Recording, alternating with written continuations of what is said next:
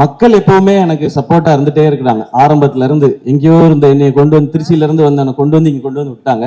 இண்டஸ்ட்ரியில இருக்கிற சிலர் மட்டும்தான் அதுக்கு ஏதாவது ஒரு தடைகள் போட்டுட்டே இருக்காங்க. அதை தாண்டி வரணும்னால நான் அதுக்கு ரெடி. பட் அந்த தடைகளை நீக்கிட்டீங்கன்னா இன்னும் 4 சிவகுமார் முருகேசன் எங்க இருந்தா தேடி கண்டுபிடிச்சு நான் கூட்டிட்டு வந்துடுவேன். என்னைய நீங்க எல்லாம் கூட்டிட்டு வந்த மாதிரி. இங்க வந்திருக்கிற பத்திரிகை, தொலைக்காட்சி, இணையதள நண்பர்கள், போட்டோகிராஃபர்ஸ், கேமராமேன் எல்லாருக்கும் வணக்கம். நான் எப்படியாவது 6 மணிக்கு ஸ்டார்ட் பண்ணிடணும் அப்படின்றதுதான் மொத்த பிளானுமே இருந்தது.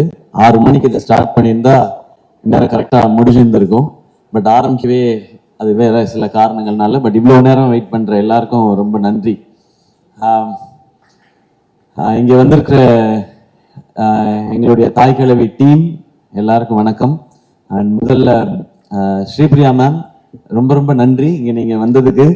நான் வந்து உங்களுக்கு படம் காட்டணும்னு தான் நான் சொல்லியிருந்தேன். ஏன்னா ஃபங்க்ஷனுக்கு கூப்பிட்டு உங்களை வந்து அவ்வளோ ட்ரபிள் பண்ணணும்னு நினைக்கல நான். பட் நீங்கள் உங்களுடைய நட்பு அதன் காரணமாக நீங்கள் இங்கே வந்திருக்கீங்க. நீங்கள் அடுத்து உங்களுக்கு ப்ரீமியரில் உங்களை இன்வைட் பண்ணி கண்டிப்பாக படம் நீங்கள் பார்த்துடணும் மேம். நான் அப்போ நான் கூப்பிடல நீங்கள் சொல்லக்கூடாதுக்கா நான் மேடையிலே பதிவு பண்ணுறேன். Sarathkumar sir, thank you sir. உங்களுடைய ஆழி படத்துக்கும் எங்களுடைய வாழ்த்துக்கள் சார். 2 படமும் பெரிய சக்ஸஸ் ஆகட்டும்.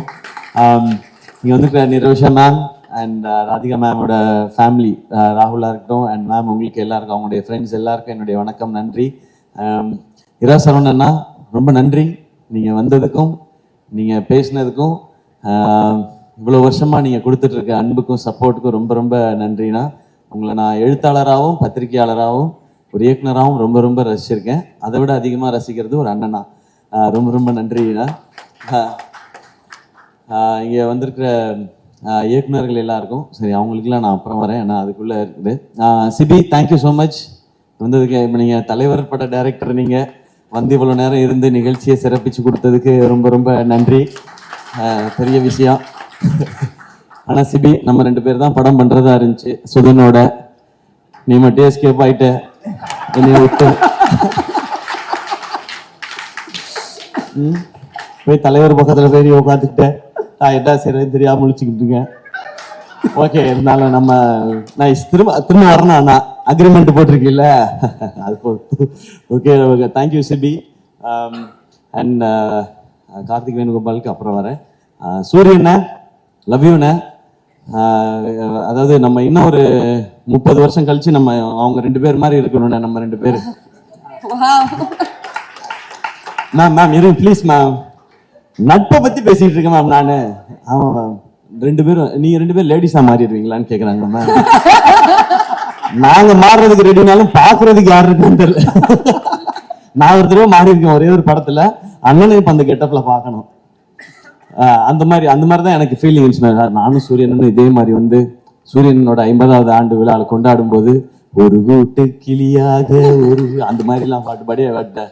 ரொம்ப ரொம்ப நன்றிண்ணே. உங்களுக்கு இதுக்கு மேலே எக்ஸ்ட்ரா தேங்க்ஸ் சொல்லக்கூடாது. நான் அண்ணன்ட்ட கேட்டது ஃபர்ஸ்ட் சொன்னது, அண்ணன் இந்த படத்தை நம்ம வீட்டில் இருக்க எல்லாரையும் கூட்டு போய் காட்டுங்க அப்படின்னு சொல்லி. அவங்க எல்லாருக்கும் படம் பிடிக்கும்ன்றது ஒன்று. அந்த குடும்பம் மதுரையில் ஒரு தேட்டருக்கு போச்சுன்னா அந்த ஷோ ஃபுல்லாகிடும் நமக்கு. அன்னைக்கு மதுரையில் எக்ஸ்ட்ரா கலெக்ஷன் வரும்ன்ற ஒரு காரணம் தான். தேங்க்யூண்ணே.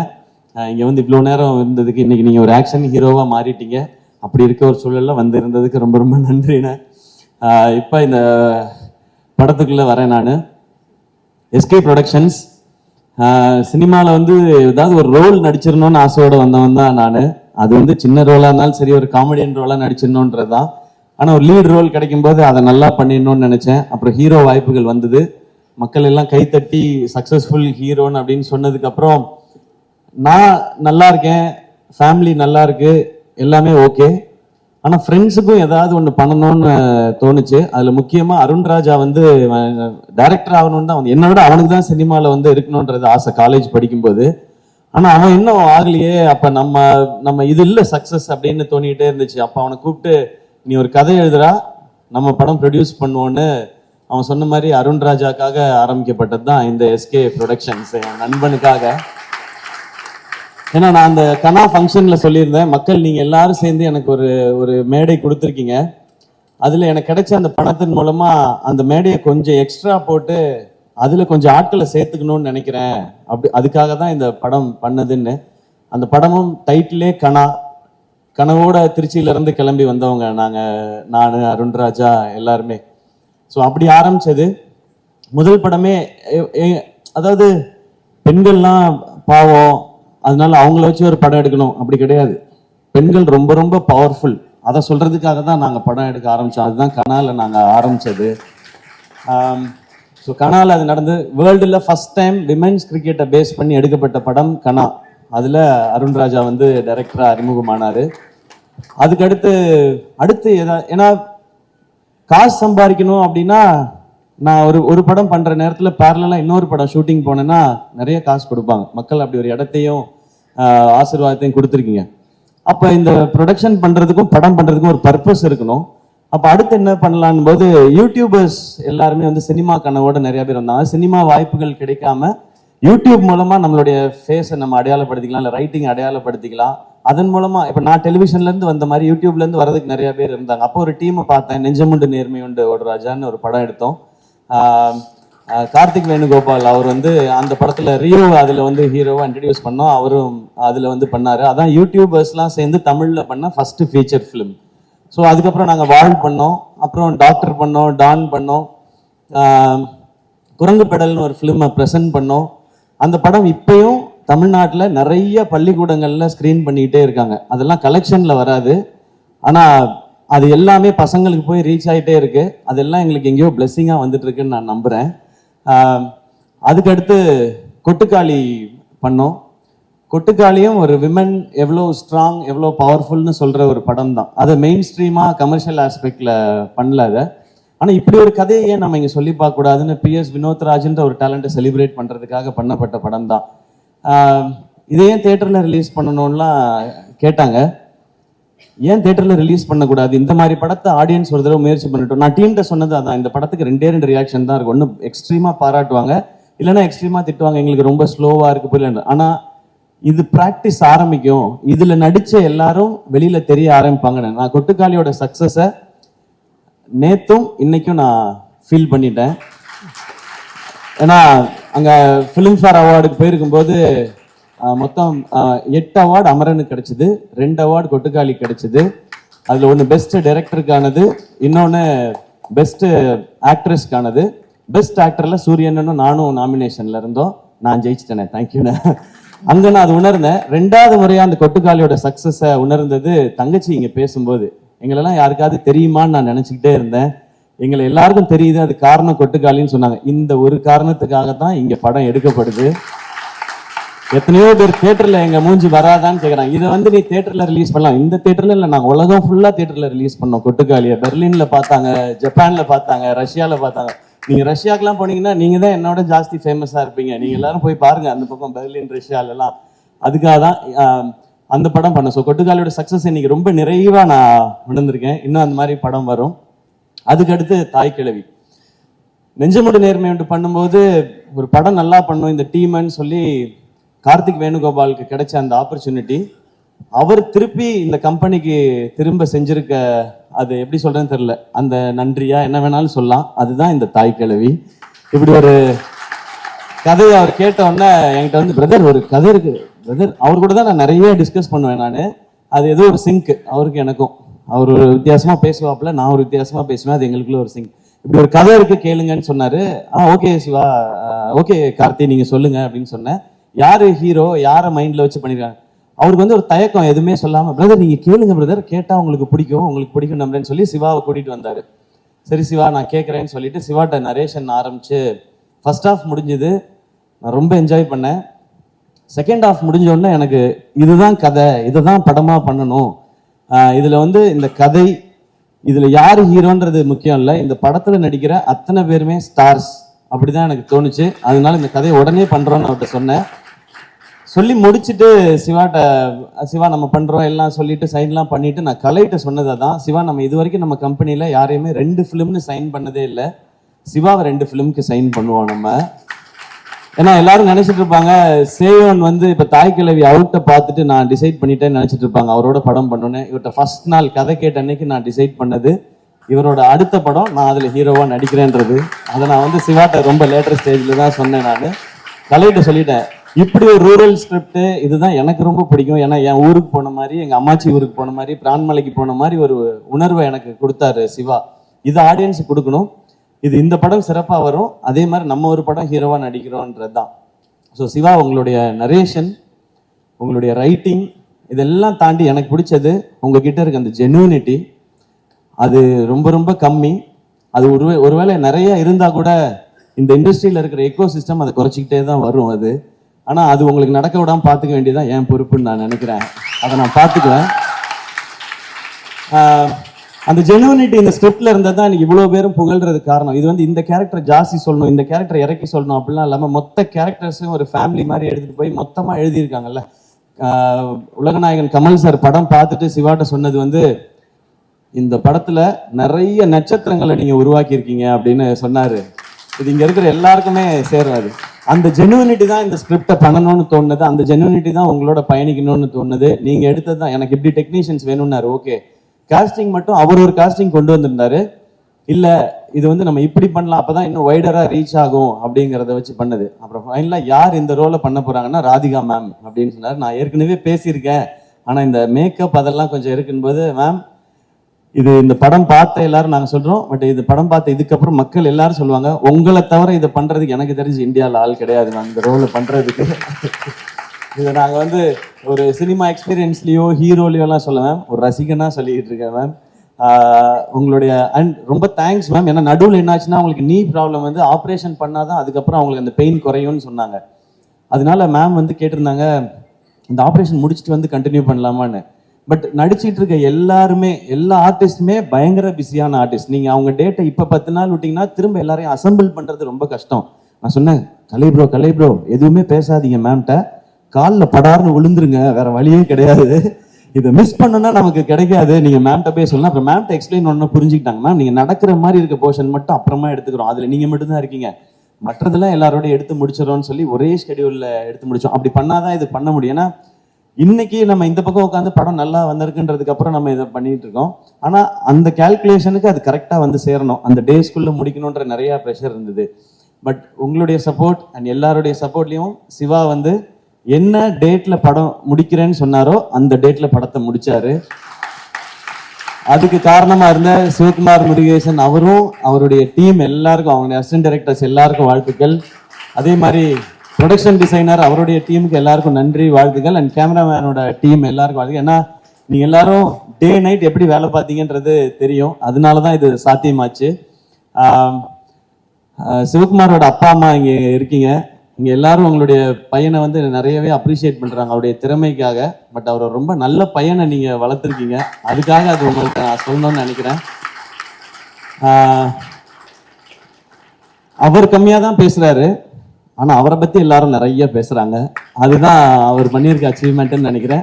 இன்னும் அடுத்த இது இருக்கு, சேயோன் இருக்கு, அதுல நீங்க ரொம்ப சூப்பரா சொன்னீங்க. நீங்க ஒரு மூட்டையே கொடுத்துருக்கீங்க, நான் விளைச்சல் எடுப்பேன் அப்படின்னு சொல்லியிருக்கீங்க.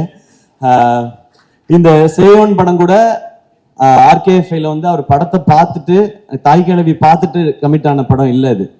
நான் போயிட்டு ஆர்கேஎஃப்ல போயிட்டு நான் ஒரு படம் பண்ணணும்னு முடிவு பண்ணிட்டேன், அது இந்த படம் தான் முடிவு பண்ணிட்டேன். நான் நேராக அங்கே போனேன், நான் போயிட்டு நம்ம ஒரு படம் பண்றோம்னு சொன்னேன் மகேந்திரன் சார்ட்ட. ஓகேன்னு அவர் கை கொடுத்துட்டாரு. அவர் சிவகுமார் தான் டைரக்டர்னு சொன்னேன். அந்த படத்தை பத்தி எல்லாருமே சொல்றாங்கன்னு சொல்லி நேராக கூட்டு போய் கமல் சார்ட்ட கூட்டு போய் இதான் ப்ராஜெக்ட்னு கை கொடுத்து என்ன அனுப்பிச்சு விட்டாங்க.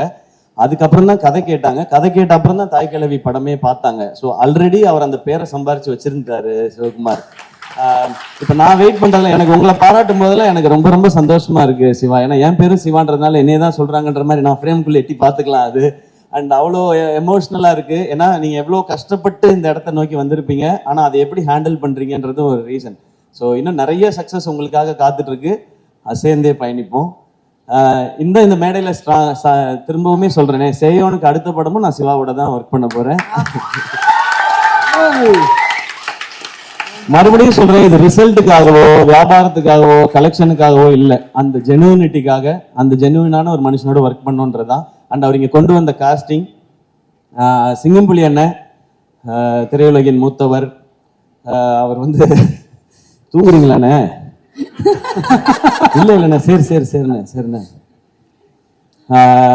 சிங்கமொழி என்ன பேசிட்டே இருந்தா கேட்டுட்டே இருக்கலாம், அப்படி ஒரு என்டர்டெய்னிங்கான ஒரு ஆள். அவர் வந்து கமல் சாருடைய ரசிகரா இந்த படத்துல உப்ளியான்ற கேரக்டர் நடிச்சிருக்காரு. ஆனா தேங்க்யூண்ணே, உங்களுடைய அன்புக்கும் சப்போர்ட்டுக்கும் ரொம்ப மகிழ்ச்சி. நம்ம அடுத்தல சேர்ந்தும் நம்ம ஏன்னா ஷூட்டிங்க்கு நடுவில் அவர் பேசுற அண்ணன் அதெல்லாம் வேணாண்ணே. ஷூட்டிங்க்கு நடுவில் அவர் பண்ற காமெடி வந்து இன்னும் பயங்கரமா இருக்கும். அண்ட் அதே மாதிரி அருள்தாசனை தேங்க்யூ, உங்களுடைய கமிட்மெண்ட் சப்போர்ட் பத்தி டீம் எல்லாருமே சொல்லிட்டே இருந்தாங்க. தேங்க்யூ உங்களுடைய சப்போர்ட்டுக்கு. அண்ட் முத்துக்குமார்னா ரொம்ப நன்றி. அவர் வாட்ஸ்அப் ஸ்டேட்டஸ் டெய்லி பார்த்தீங்கன்னா யாருடைய போஸ்டர் தாய்க்கிழவை பத்தி ஷேர் பண்ணாலும் அது அவரோட வாட்ஸ்அப் ஸ்டேட்டஸ்ல இருக்கு. ஏன் போஸ்டர் போட்டாங்க, என் போஸ்டர், அவர் இந்த படத்தை அப்படி வந்து ரசிக்கிறாரு, ஓன் பண்றாரு. இவங்க எல்லாரும் அப்படி ஓன் பண்றதுனால தான் இது இப்படி வந்திருக்குன்னு நினைக்கிறேன். அண்ட் பாலசரவணன் ப்ரோ எப்போ ஃபோன் பண்ணாலும் என்ன பண்றீங்க பாலா அப்படின்வேன். அதாவது ஃபேன்ஸோட இருக்கேன் அப்படின்வாரு. சரி சரி சரி சரி அப்படின்வேன். திரும்ப இன்னொரு நாள் ஃபோன் பண்ணா இந்த ஃபேன்ஸ் தான் தலைவரே அப்படின்வாரு. எங்க அப்படி என்னங்க ஃபேன்ஸ் கூடவேவா இருக்காங்க அப்படின்னா, 2 பேர் தானே தலைவரே, நமக்கு 2 ஃபேன்ஸ் தான் கூடவே தான் இருக்காங்க அப்படின்னாரு. இப்போ ஒருத்தன் புதுசா வந்திருக்கான் தலைவரே அப்படின்னாரு அன்னைக்கு நேத்து. ஏன் உங்களை பத்தி இன்னும் தெரியலையா அவனுக்கு? இல்ல தலைவரே அந்த 2 பேர் ஓடிட்டாங்க, அதனால புதுசா ஒருத்தனை பிடிச்சிருக்கேன் அப்படின்னாரு. ஸோ இந்த மாதிரிதான் இருக்கு எங்க கான்வர்சேஷன். பட் அவருடைய மதுரை ஸ்லாங் ரசிக்கலாம். இந்த படத்துல சூப்பர் ரோல். அடுத்து உங்களோட சேர்ந்து பயங்கரன்றது ரொம்ப ரொம்ப சந்தோஷம். இளவரசன் இல்ல அவர் தான் ஷூட்டிங்ல இருந்து சொல்லிட்டே இருப்பார், தம்பி பிரமாதமா எடுக்கிறான் தம்பி, இந்த பையன் சூப்பர் தம்பி உங்க செலெக்ஷன் அப்படின்னு சொல்லிட்டே இருப்பாரு. அண்ட் ரேச்சல், உங்களுடைய இந்த ரோலும் பெர்ஃபார்மன்ஸும் ரொம்ப அமேசிங்காக இருந்தும். கடைசி விவசாயி ரொம்ப ரொம்ப ரசிச்சேன் நான். இது எல்லாருக்கும் இன்னும் மெமரபிளான ஒரு பெர்ஃபார்மன்ஸாக இருக்கும். எஸ்பெஷலி அந்த ஒரு மோனலாக் உங்களோடது, மேமை பற்றி நீங்கள் பேசுகிற இடம், அது இப்போ கேட்டாலும் எனக்கு உள்ளுக்குள்ள ஏதோ ஒன்று பண்ணிகிட்டே இருக்கும். அது உங்களுடைய பெர்ஃபார்மன்ஸ் வந்து அவர் எவ்வளோ ஜென்யூனாக எழுதியிருந்தாரோ அவ்வளோ ஜென்யூனாக இருந்தது அவங்களோடது. அண்ட் நீங்கள் அடித்த எல்லா சிஸ்டர்ஸ்க்கும், அதாவது என்னுடைய சகோதரிகள் எல்லாருக்கும் ரொம்ப ரொம்ப நன்றி வச்சு. நீங்கள் வந்து அவர் நினைச்ச அந்த ரூரலில் இருக்கிற அந்த நேட்டிவிட்டியில் இருக்கிற டெப்த்தையும் அதில் இருக்க உண்மையையும் அவ்வளோ அழகாக கொண்டு வந்துட்டீங்க உங்களோட பெர்ஃபார்மன்ஸில். கமல் சார் இவங்க எல்லாமே இன்னும் நிறைய குட்டி குட்டி ரோல்ஸ் பண்ண நிறைய பேர் நடிச்சிருக்காங்க. கமல் சார் சொன்ன இவங்க எல்லாரும் நட்சத்திரங்கள். இவங்கெல்லாம் தான் இந்த படத்தோட ஹீரோ ஹீரோயின்ஸ். இவங்களே இப்படி ஒரு படத்துல காட்டுறதுக்கு எங்களுக்கு ரொம்ப ரொம்ப சந்தோஷமா இருக்கு. இனி தொடர்ந்து இவங்களோடலாம் பயணிக்கணும்னு நான் நினைக்கிறேன். அண்ட் நான் நிவாஸை பத்தி சொல்லியே ஆகணும். தேங்க்யூ. ஒரு கமர்ஷியலான இந்த படத்தை கமர்ஷியலா சாங் போடுறது ரொம்ப கஷ்டம், ஏன்னா சிச்சுவேஷனல் சாங் எல்லாமே. ஆனா அதை ரொம்ப ட்ரெண்டியா சூப்பரா போட்டு கொடுத்தாரு. பாட்டை டக்குன்னு போட்டுருவாரு, ஆனா அதை நம்ம கிட்ட கொடுக்கறதுக்கு நம்ம படுற பாடு இருக்கு இல்லையா, அது ரொம்ப ரொம்ப கஷ்டம். சப்பா நான் சொன்னா இன்னும் எக்ஸ்ட்ராலாம் சொல்லிடுவேன்னு நினைக்கிறேன், அதனால நான் கொஞ்சம் கம்மியாவே வச்சுக்கிறேன். Great work Nivas. Next time நம்ம சேர்ந்து பண்ணும்போது பாட்டை மட்டும் கொஞ்சம் சீக்கிரம் கொடுத்துறியா? ஆனா சுதன் படிச்சு சொன்னாப்ல, நீங்க நிவாஸ் பிரசன்னா பத்தி உங்களுக்கு தெரியல. உங்களுக்கு என்ன தெரியும் நிவாஸ் பிரசன்னா பத்தி சுதன்? எனக்கு தெரியும், நான் வந்து சின்ன வயசுல இருந்து அவனை பார்த்திருக்கேன். பாட்டை எப்படி கொடுக்குறாரு பாருன்ட்டு நான் வந்து பாட்டெல்லாம் கம்போஸ் ஆயிடுச்சு தெரியுமா சுதன் அப்படின்னா, கம்போஸ் ஆயிடுச்சு உங்க கைக்கு வந்துச்சா அப்படின்னு அவரு சுதனோட நான் சேலஞ்ச் பண்ணி தான் நான் நிவாஸோட ஒர்க் பண்ணேன். But BGM extraordinary Nivas. Thank you so much. And Tony ஜானுக்கு நம்மளுடைய ஆஃபீஸில் ஒரு ரசிகர் படையே இருக்கு. அவர் தான் நமக்கு வருத்தப்பட வாலிபர் சங்கம், மான் கராத்தே, ரஜினி முருகன், அப்புறம் டான், அப்புறம் இப்போ தாய் கிழவி சேயோன்னு சொல்லி எங்களோட அந்த ஜேர்னி ஃபுல்லாகவே அது ரொம்ப சக்ஸஸ்ஃபுல் ஜேர்னியாகவே இருந்திருக்கு. தேங்க்யூ இந்த படத்தில் நீங்கள் பண்ண போஸ்டர்ஸ்க்கு. ஏன்னா நீங்கள் ஒரு ஃபோட்டோ ஷூட் பண்ணி ஒரு கேம்பெயின் ஸ்டார்ட் பண்ணீங்க, அது நிறைய பேர் அப்ரிஷியேட் பண்ணுறாங்க, சூப்பராக இருக்குன்னு சொல்லி. இப்படி ஒவ்வொருத்தரும் ப்ளீஸ் நீங்கள் உட்காருங்க, இப்படி ஒவ்வொருத்தரும் அவங்களுடைய பெஸ்ட்டை கொடுக்கணும்னு இந்த படத்துக்கு நினைக்கிறாங்க. அண்ட் இப்போ எனக்கு சொல்லணும்னு தோணுது, இங்கே இருக்கிற எல்லாரும் எமோஷ்னலாக பேசும்போது இந்த தாய் கிழவி படம் ரொம்ப ரொம்ப லாபகரமான படமா ஆல்ரெடி இருக்கு ப்ரொடக்ஷன் ஹவுஸ்க்கு. ஃபர்ஸ்ட் லாபம், இங்க எல்லாரும் எமோஷனலா பேசி ஒரு அன்பை பகிர்ந்துக்கிட்டாங்கல்ல, எல்லாரும் அப்ரிஷியேட் பண்ணாங்கல்ல, அதுதான் மிகப்பெரிய லாபம் நினைக்கிறேன். அந்த லாபத்தை எதிர்பார்த்து தான் நான் இந்த ப்ரொடக்ஷனை பண்ணிக்கிட்டே இருக்கேன், எஸ்கே ப்ரொடக்ஷன் பண்றது. அடுத்து உண்மையாவே பணம் வரணும், ஏன்னா பணம் வந்ததுனா தான் இந்த மாதிரி முயற்சிகள் தொடர முடியும். ஆல்ரெடி இப்போ சிவகார்த்திகேயன் ப்ரொடக்ஷன்ஸ்க்கும் சரி, பேஷன் ஸ்டுடியோஸ்க்கும் சரி, இந்த படம் ஏற்கனவே லாபம் ஈட்டி கொடுத்துருச்சு. இப்போ நாங்கள் வெயிட் பண்றது எல்லாமே மக்கள் சிரிச்சு ரசிச்சு என்ஜாய் பண்ணி பாராட்டணுன்றது மட்டும்தான். எங்கள் டீமை மட்டும் நான் கூப்பிட்டுக்கிறேன். எஸ்கே ப்ரொடக்ஷன்ஸ் இவ்வளோ விஷயங்கள் பண்ணுறோம் அப்படின்னா, ஒரு 4 மாடி பில்டிங் ஆஃபீஸ் ஒன்று இருக்கு, அதில் வந்து ஒரு 40 பேர் வேலை செய்கிறாங்க, 80 பேர் வேலை செய்கிறாங்க. அப்படி இல்லை, ஒரு ஆஃபீஸ் ஒன்று வச்சிருக்கோம், அதில் எத்தனை பேர் வேலை செய்கிறாங்க, நாங்கள் எப்படி வேலை செய்யறோம் மட்டும் பாருங்க. கலை ஆல்ரெடி நீங்கள் பார்த்துட்டீங்க. ராகுல் வாங்க, ராகுல், கார்த்திக், திவாகர்,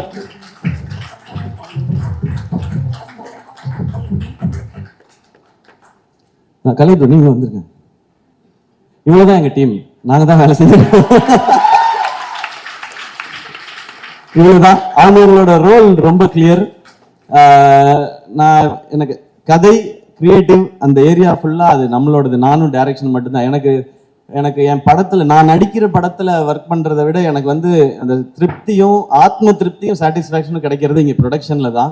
ஏன்னா நம்ம நினைக்கிற ஆசைப்படுற எல்லா விஷயங்களையும் 100% எந்த ஒரு காம்ப்ரமைஸும் இல்லாம பண்ணிட முடியுது. அதுக்கு பெரிய சப்போர்ட்டா இருக்கிறது இவங்க எல்லாரும் தான். ஸோ இவங்க எல்லாரும் தான் இந்த மேடையில நிறுத்தணும்னு நான் நினைச்சேன். தேங்க்யூ கலை, தேங்க்யூ ராகுல், தேங்க்யூ. இதுல இவங்க 2 பேருக்கு இன்னும் கல்யாணம் ஆகல. நல்ல பொண்ணா இருந்தா யாராவது சொல்லுங்க. ராகுலுக்கும் கார்த்திக்கும் ஐயோ மேட்ரிமோனி ஃபங்க்ஷன் ஆயிப்போச்சு.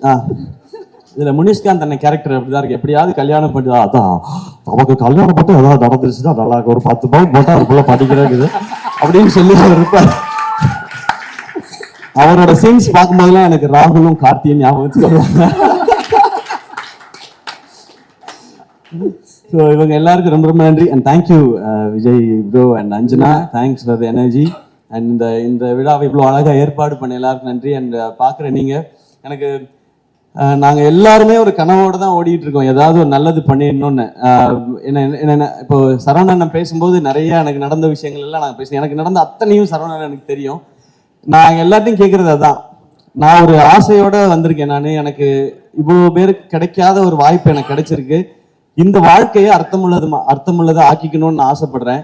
ஏன்னா எனக்கு மட்டுமே போதுமானதா இருந்தா இவ்வளவு பெரிய ஒரு பேரோ புகழோ பணமோ கடவுள் கொடுக்க தேவையில்லை. அது உனக்கு மட்டும் யூஸ் ஆகக்கூடாது, இன்னும் கொஞ்சம் பேருக்காவது யூஸ் ஆகணும்னு அவர் சொல்றாருன்றதா நான் எவ்ரி படம் ஹிட் ஆகும் போதும் சம்பளம் வாங்கும் போதும் அதை நான் நினைச்சுப்பேன். அதை முடிஞ்ச அளவுக்கு எனக்கு தெரிஞ்சவங்களுக்கோ நல்லது நான் பண்ணிட்டு இருக்கேன். இதை படத்துலையும் என் இண்டஸ்ட்ரிக்கு, எனக்கு இந்த இடத்த கொடுத்த இண்டஸ்ட்ரிக்கு நான் திருப்பி ஏதாவது கொடுக்கணும்னு நினைக்கிறது தான் இந்த மாதிரி படங்கள் பண்றது. ஸோ நான் இதை தான் பண்ணணும்னு நினைக்கிறேன். நான் இங்க யாருக்கும் போட்டியாவோ யாரையும் தாண்டி போகவோ யாரையும் அட்டாக் பண்ணவோ காலி பண்ணவோ அதுக்கு நான் வரல. எனக்கு கிடைச்சிருக்க இந்த வாழ்க்கையும் வாய்ப்பையும் ஒழுங்கா பயன்படுத்திக்கணும்னு நினைக்கிறேன். என்ன அதுக்கு விட்டுருங்க, அதை தான் நான் கேட்கணும்னு நினைக்கிறேன்.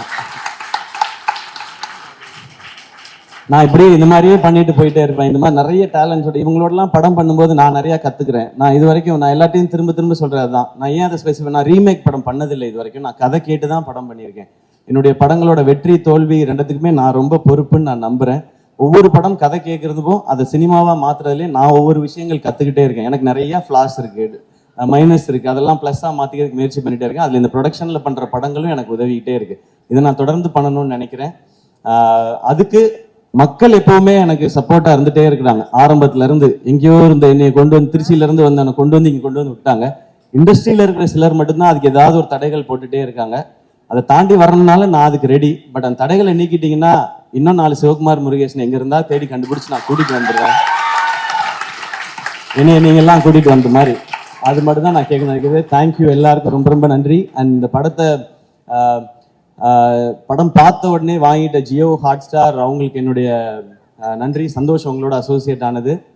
And Overseas distributors and other state distributors எல்லாருக்கும் நன்றி. அண்ட் குறிப்பாக ஏஜிஎஸ்க்கு ரொம்ப ரொம்ப சந்தோஷம்.